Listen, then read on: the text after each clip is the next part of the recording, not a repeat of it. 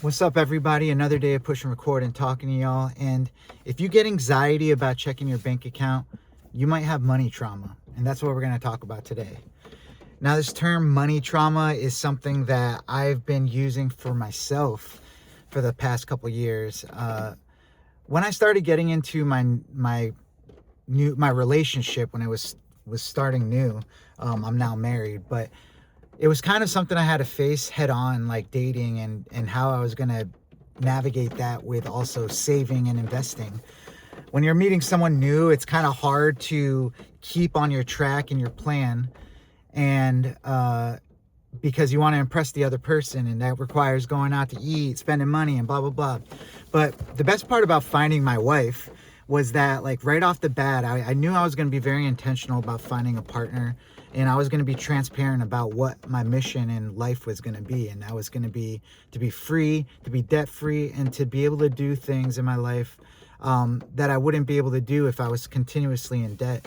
And luckily, she kind of was with the program. And since then, like, you know, her financial situation has changed and stuff too. But that all comes with money trauma. To this day, it's still hard to spend money and go out and stuff. And I know she wants to be able to do more stuff. I'm kind of like the person that doesn't want to do stuff with it. I think balances us out really well. But, you know, I can't lie if I was to say that I didn't have some money trauma. A lot of it, I think, has to do with going through debt and the student loans that I had to, that were so high at one point that I just thought it was impossible to beat it. So it was just like, instead of looking at it head on, I would ignore it. And time passes, and a lot of wasted time.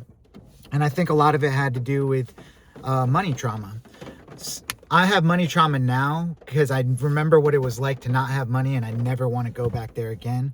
But there's also another side of money trauma where you just don't even want to look at your financial stuff because you're scared of the consequences, or, you know, scared of life, actual real life. And this might stem from a lot of stuff from your past. Like, now as an adult, I look back on my memories, and I kind of look at it through a different lens as an adult. Like, the spending I did when I was a kid, my family, like the way my family worked with money, and all that stuff really does apply to who you are today, like generational stuff. So you have to kind of recognize, like, the habits and all the things that you grew up knowing, and how you're still probably dealing with those type of things today. But if you don't recognize it, you can never try to fix it. And the best part about these habits and stuff is that you can actually train yourself, like, to be better with this stuff. Like, you don't have to be living like this forever.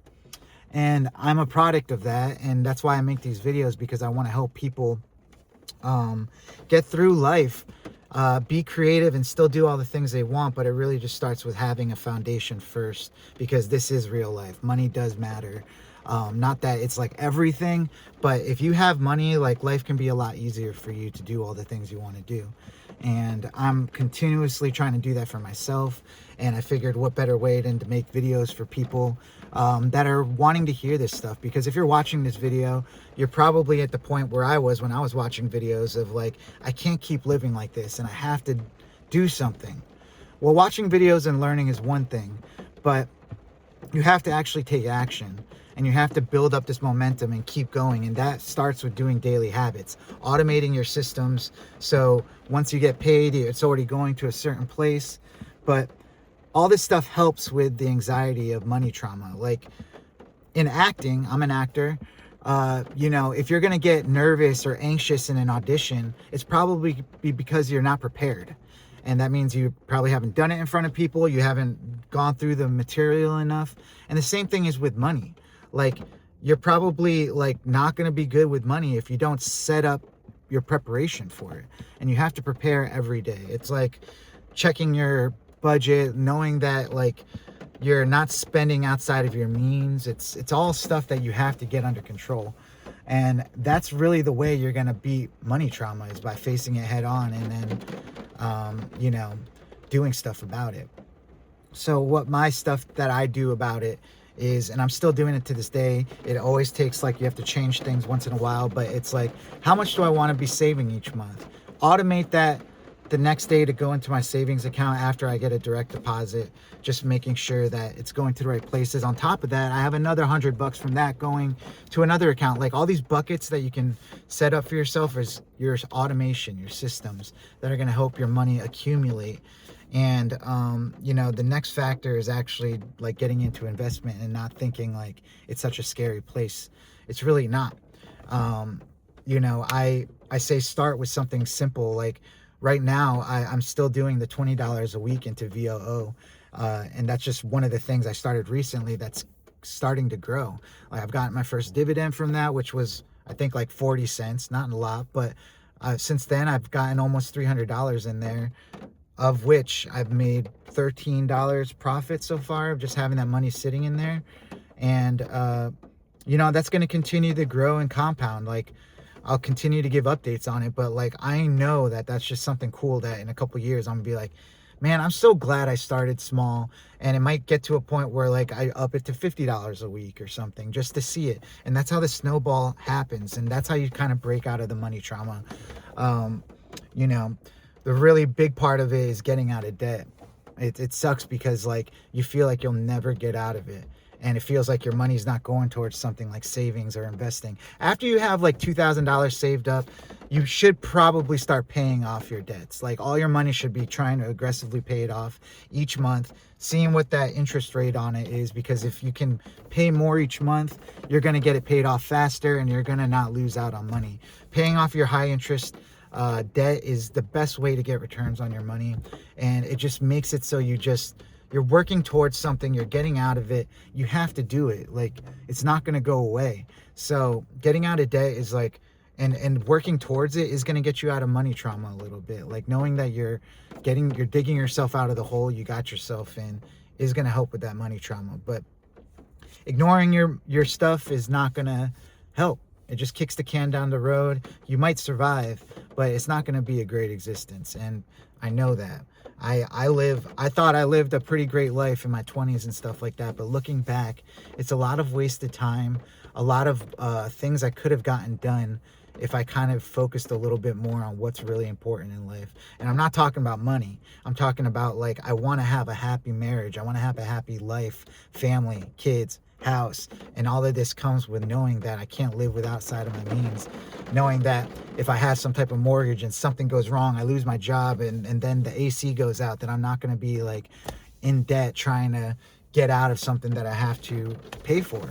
So these are all things that you have to be conscious about. I mean, I use a lot of ChatGPT bouncing ideas about my finances. I recommend you, once you get your numbers down, asking it like, what is the best path out? And it could help a lot. I mean, people think it's they don't want to put their information in there. I get that. People feel like you got to be smart and not be dumb and use ChatGPT, but the smart people are using it the right way. I feel like I'm smart, and I feel like I'm getting a lot out of it, helping me understand my finances and stuff. So don't have that money trauma. Like really try to like figure out your budget and living within your means and saving and investing and paying off your debt. Like make it that simple. And try your best, just like this month, if it's just shaving off a little bit of your expenses so it can go towards savings, like $50 is a difference. Like there's no amount too small when you're working towards something good when it comes to your finances. Like that's gonna hurt or help. Like, you know, like make sure you're getting it done. Like every little win, celebrate it, but make sure you're doing a little bit every day to get there. And that's pretty much all I got for this one, guys. I hope you know, you don't have so much money trauma, but if you're like me, you probably do.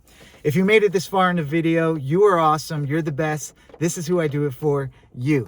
So leave me a comment. Let me know you made it this far in the video. And let me know, do you have money trauma? Like in the comments, let me know. Is it because you're scared of money, or is it because like you're scared of being back there where you didn't have money? I want to hear about this, the psychology and all that stuff. Let me know in the comments. My name is Sai. I'm an actor, creative director, and daily YouTuber. And I help creatives like yourself with stuff like money, mindset, and purpose, so you can actually live the life you want. So If this video brought you any value, definitely like it, smash that thumbs up button, hit that notification bell so you can get notified every time I drop new videos. I drop them daily here.